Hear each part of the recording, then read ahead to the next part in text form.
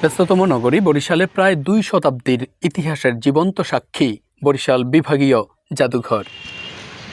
এটি ব্রিটিশ ঔপনিবেশিক শাসনের প্রশাসনিক কেন্দ্র থেকে শুরু করে স্বাধীন বাংলাদেশের সাংস্কৃতিক ঐতিহ্যের নীরব সাক্ষী।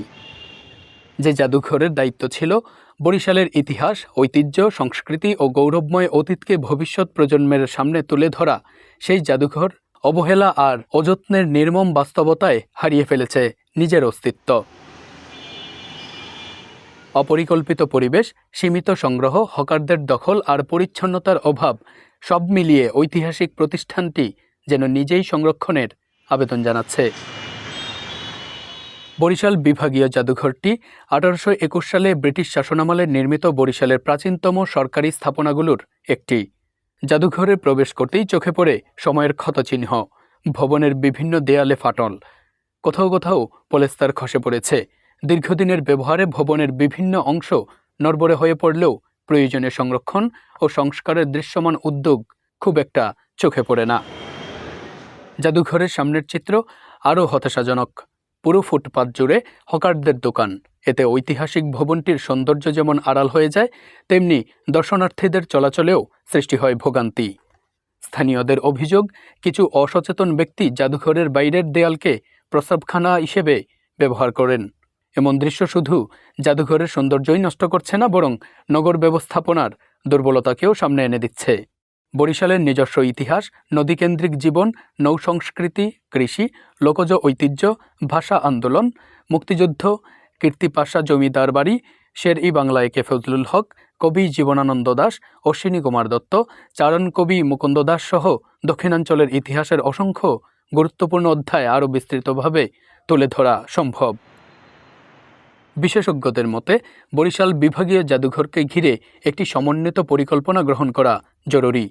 ভবনের জরুরি সংস্কার, হকারমুক্ত পরিবেশ নিশ্চিত করা, নিরাপত্তা জোরদার করা, পরিচ্ছন্নতা বজায় রাখা এবং বরিশাল কেন্দ্রিক আরও ঐতিহাসিক নিদর্শন সংগ্রহের উদ্যোগ নিতে হবে।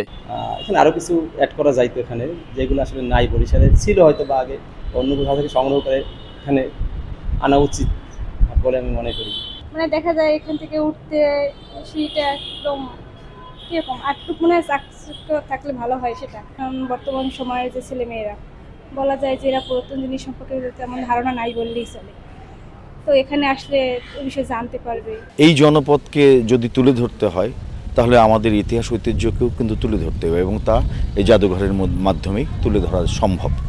কিন্তু দুঃখের বিষয়, বরিশালের যে জাদুঘরটি দীর্ঘদিন হয়ে গেল যেটা স্থাপন করা হয়েছে, প্রকৃত অর্থে সেখানে তেমন কোনো নিদর্শন বা তেমন কোনো ঐতিহাসিক ক্লু একজন ইতিহাসের পাঠক হিসেবে আমি খুঁজে পাচ্ছি না।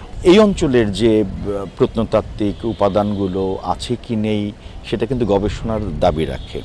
যদি জাদুঘর না থাকে তাহলে আমরা কোত্থেকে ক্লু পাবো এবং কোত্থেকেই বা গবেষণার দাবি করতে পারি।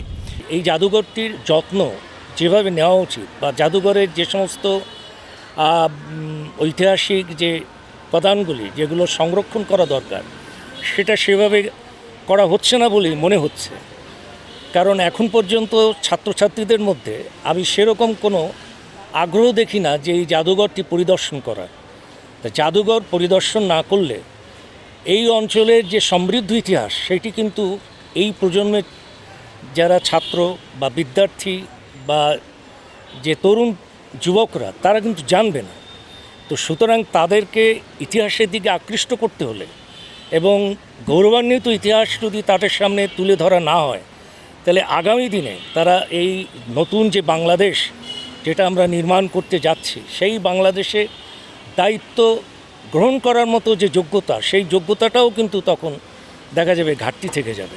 এখন আমরা ক্রনোলজিক্যালি এবং বরিশালের ইতিহাস ঐতিহ্য নিয়েই এই জাদুঘরের কাজ চলমান রয়েছে, যেটা এখনও চলমান আছে। আমরা নিচে আরও 3টি গ্যালারি করবো। একটা হচ্ছে অ্যাডমিনিস্ট্রেটিভ গ্যালারি, কিভাবে এই বরিশালের পুরাতন কালেক্টর ভবনটি গড়ে উঠল, কোন কোন প্রশাসকরা কোন কোন ক্ষেত্রে ভূমিকা পালন করেছেন সেগুলো নিয়ে, এবং বরিশালের যে লোকসংস্কৃতি, এই লোকসংস্কৃতি নিয়ে একটা গ্যালারি হবে, সেখানে বরিশালের লোকসংস্কৃতিগুলো প্রেজেন্ট করা হবে।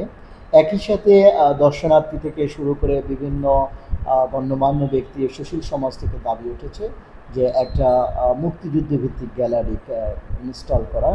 তো আমরা সেটা নিয়েও কাজ করতেছি। আশা রাখি আপনারা আগামী অর্থ বছরে সেগুলো দেখতে পাবেন।